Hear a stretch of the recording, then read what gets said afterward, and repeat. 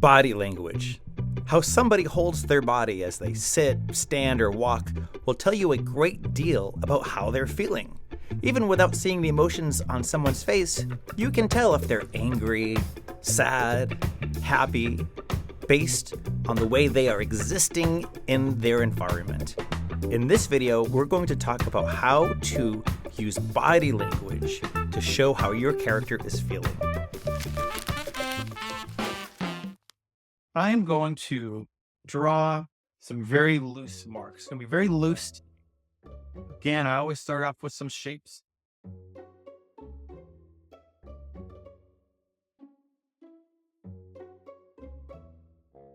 And these are gesture sketches, very loose sketches, almost like a fancy stick figure. There's a character. Let's call this character A.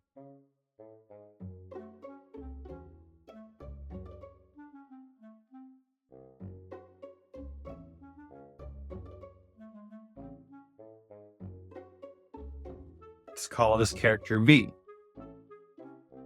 Now, between character A and character B, which character would you say is the most confident? Probably character A.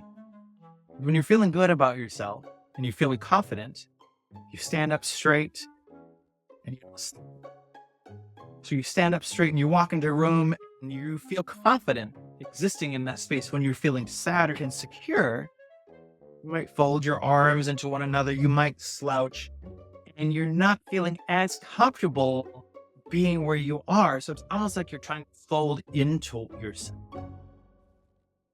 So think about that as you're not only drawing the facial expressions on your characters, think about how their body language is going to help communicate how that character feels. For instance, my character was walking down the street.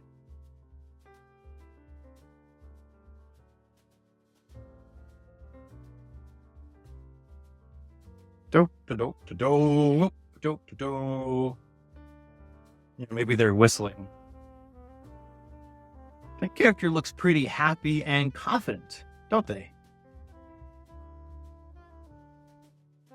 But if my character was feeling sad and they were walking down the street, they'd probably be slouching. They definitely wouldn't have as much in their...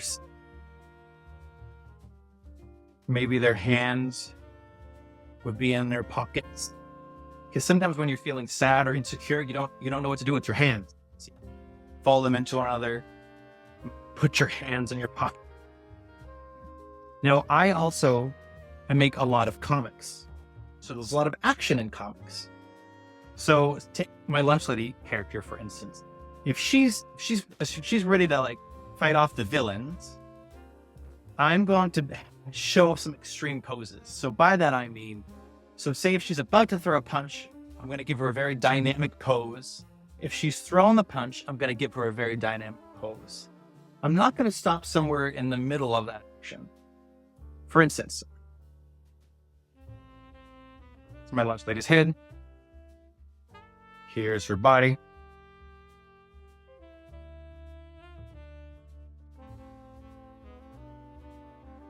Big dynamic stance.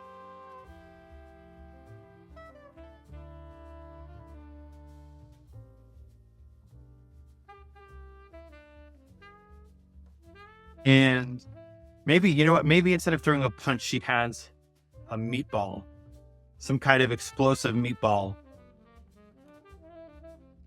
So instead of just having her mid-throw, I might have her right before she throws the meatball, and then right after she's thrown the meatball.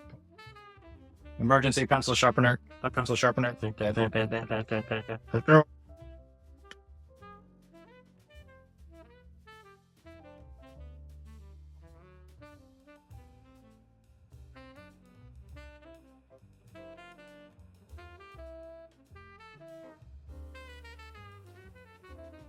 And so see how these are very quick and loose? That way I can explore with the shapes.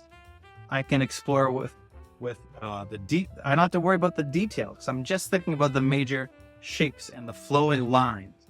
I'm not even holding my pencil very firmly. You notice how I held my pencil like this? When I was in art school, and they taught us we had to do life drawing, so a model would come in and pose. They want us to think about the whole picture first. So instead of coming in here and drawing all of the small details, I hold my pencil like so, and I can just go with the flow.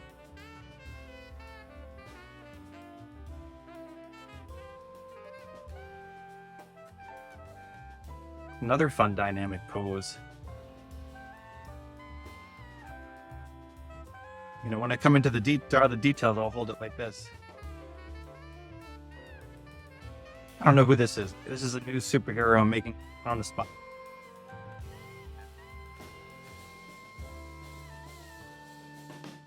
All right, so that is my lesson on body language.